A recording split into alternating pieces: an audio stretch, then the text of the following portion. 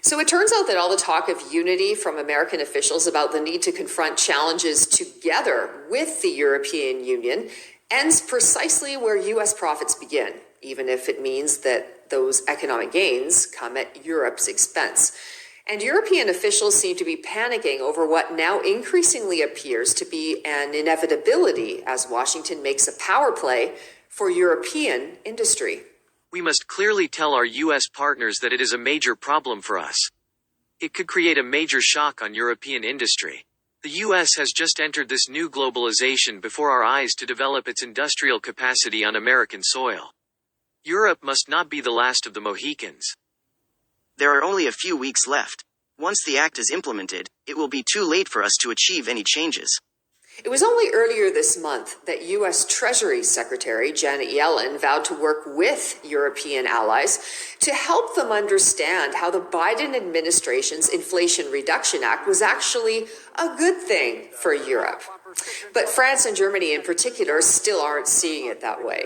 The leader of German Chancellor Olaf Scholz's Social Democratic Party, Lars Klingbeil, has just warned that German industry is on the verge of bailing to the U.S., which has reliable, cheaper energy, attractive tax incentives, and a supply chain and labor climate that hasn't been hopelessly deregulated by the incompetent tinkering of Brussels bureaucrats.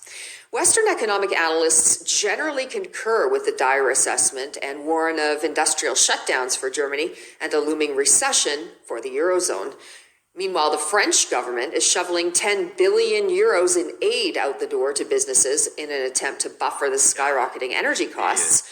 That is, even though French President Emmanuel Macron had previously accused Scholz of distorting and unleveling the European economic playing field by giving a handout of 200 billion euros in aid to German businesses. But now, rather than squabbling with each other exclusively, Europe's two largest economies, Germany and France, have officially announced that they're going to team up and go head-to-head with Washington. Well, hey, you don't change a team that wins, right?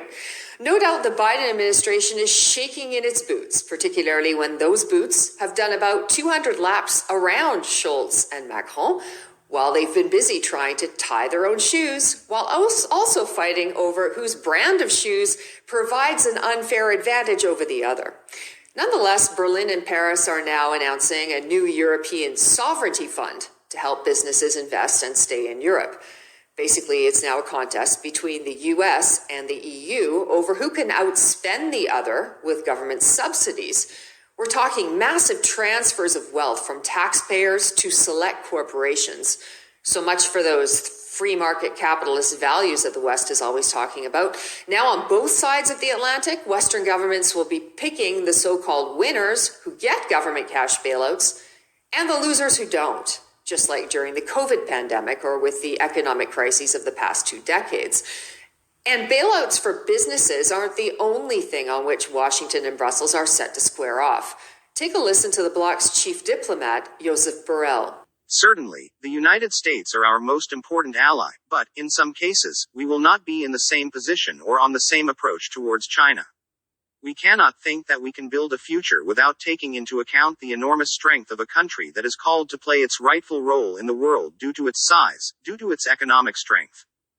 Nice to see that the EU hasn't yet completely lost its survival instinct and is so far refusing to follow along with Washington's demands to get belligerent with the world's second largest economy or to cut ties with the EU's own trading partner. But one can never underestimate Brussels' propensity for enthusiastically leaping off a cliff whenever Washington comes along offering a friendly slap on the back.